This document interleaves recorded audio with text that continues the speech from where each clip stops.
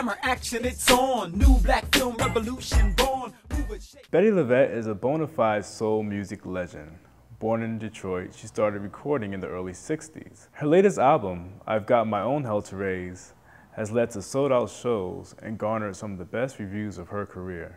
Because I sound more like Wilson Pickett than I do Dionne Warwick, that was the great drawback for the first 25 years of my career. I mean, 30 years of my career, you know? But now I like my voice better than everybody's.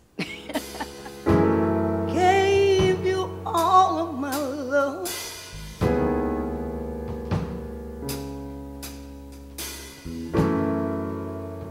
But you treated me like a fool. I'm an old broad who sings rhythm and blues. That's basically what I am in terms of profession, in terms of life. I'm a wife, I'm a mother, I'm a grandmother.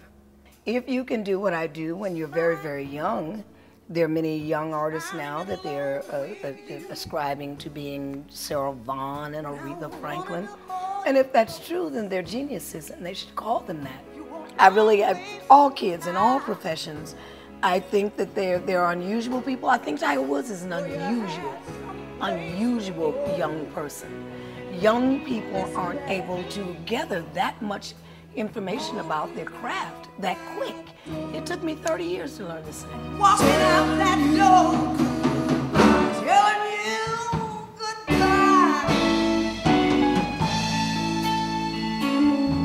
Can't take it no more. A moment came to me when I realized what my manager, Jim Lewis, had been telling me during my 20s and my early 30s. You really aren't that good. He said, you're cute and your voice is powerful, but you've got to learn what to do with it. And he said that you can't just depend on these records. They may never sell, you know? And if they don't, what are you going to then join the church, be a waitress? What you going to do? You know, he said, learn how to do your show. Learn how to sing a song, any song. Learn how to sing all the songs that are out there. And then you can do this to make a living. And that was absolutely true. If he had not made me learn the songs that I learned, I wouldn't have been able to get a lead role in Bubbling Brown Sugar of a Tony Award-winning play. I wouldn't have been able to walk into New Orleans and live there 2 years and work every night. Just a million things. Well, I wouldn't have been able to hold on for these 45 years with no record unless I knew how to do a show. Singing is a physical activity. It's very much like being an athlete. I have to work out. I have to drink water when I don't want to drink water. I have to vocalize when I don't want to vocalize. It really is a physical activity like being an athlete. And the older you get, the more you have to do to be able to do it. I have to keep my stomach and back muscles as strong as I possibly can because I sing so hard. And I'm a small woman and I sing bigger than I am. So it's kind of like with Barry Sanders with the Lions. When he was hitting all these huge men, he had to be in really good shape to be almost my size and hit these people. I recorded for Atlantic, Columbia, everybody. I mean, just... And then at the time, coming from Detroit, recording from Atlantic, people always ask me, well, why didn't you record for Motown?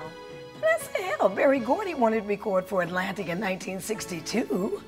You know, there was no Motown per se. There were the Smokey Robinson records, the Mary Wells records, but there was no sound of Detroit or the Motown sound. It was very easy to record at the time.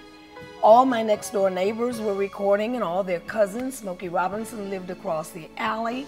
The Temptations went to the same high school. And then we were in segregation at that point. So we were all right there together.